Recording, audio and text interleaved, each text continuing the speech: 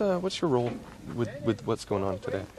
Well, I'm here in Mississippi today, Dan, to take a look at some examples of the work that farmers like Mr. Stovall is doing here to control how water runs across his land. And in controlling how water runs across his land, he is helping reduce nutrient runoff and sediment runoff into the Mississippi River Basin.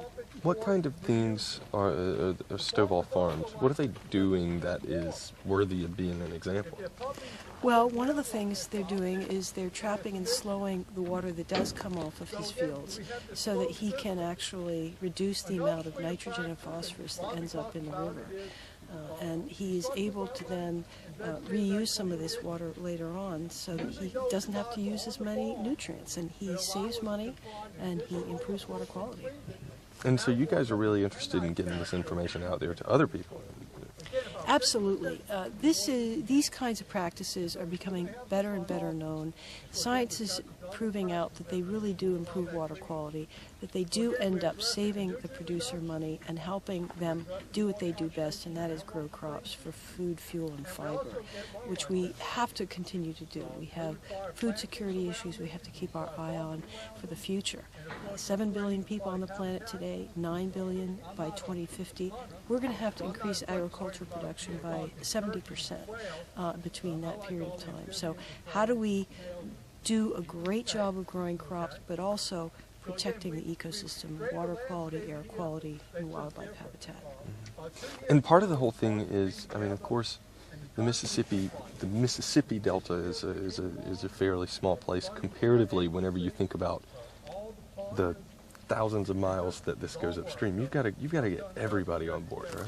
That's exactly right. And I'm part of the federal and state hypoxia task force meeting that was just happening this past day and a half, where as a team we've got 12 states, 5 federal agencies sitting down, coming up with a basin-wide strategy, supporting one another to put practices into place on farms, on ranches, to reduce the amount of nitrogen and phosphorus and sediment coming into the basins, streams, and into the Mississippi River Basin itself, the Mississippi River itself, to reduce the hypoxic zone in the Gulf of Mexico. So we are working together. We recognize we have to make some very smart decisions. We have to target our resources. We have to use science to measure how effectively these practices are being carried out, and to apply lessons learned to continue to improve the practices we put on the ground. Just how big of a problem is hypoxia? Well, it's a significant problem, not only just in the Gulf of Mexico, but in the Great Lakes and in other areas off the coast of the United States. Hypoxia will reduce the commercial and recreational fishing opportunities, and really affects economies and the health of the resource in these places. It's a problem that we can definitely tackle if we're smart, if we make the right investments, if we work in partnership with everybody from urban areas to farmers and ranchers. We can do it, but we have to be extremely focused, and we have to be very strategic in how we pursue our strategies. Would you say farming or runoff from farming is the main contributor to this? It is a contributor. In some cases, it's more of a contributor than others. We also see runoff from urban areas. We have point source discharges. We have stormwater runoff, as well as agricultural runoff. Every watershed is a little different, and that's part of what we need to do here. We need to figure out what strategies work best for what watersheds.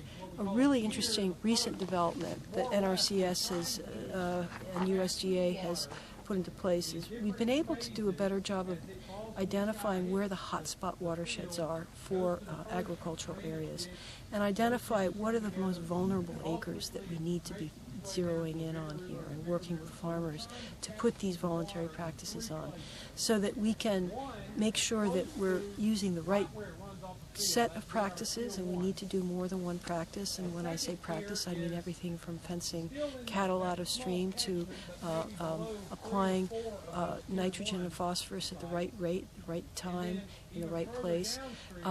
In a way, these are very simple things that we can do. They're cost effective. Again, they save money for the producer. They don't compromise the producer's yield. But if we have the right science and the right background, we can put these things into place in the right watersheds to see some extremely positive benefits for the community and for the Gulf. And I have a lot of other things I'm sure I could ask you, but one thing I wanted to make sure I get to, you guys have grants and funding available for farmers who volunteer to do this, right? Absolutely. The Natural Resources Conservation Service works with farmers all across the country, and we have financial assistance and we have also technical assistance. These are experts that come in and sit down with farmers to help them figure out what kind of conservation plan do they need. So we have dollars available under the Farm Bill, but we also, here in the Mississippi River Basin, are in the third year of our Mississippi River Basin Initiative.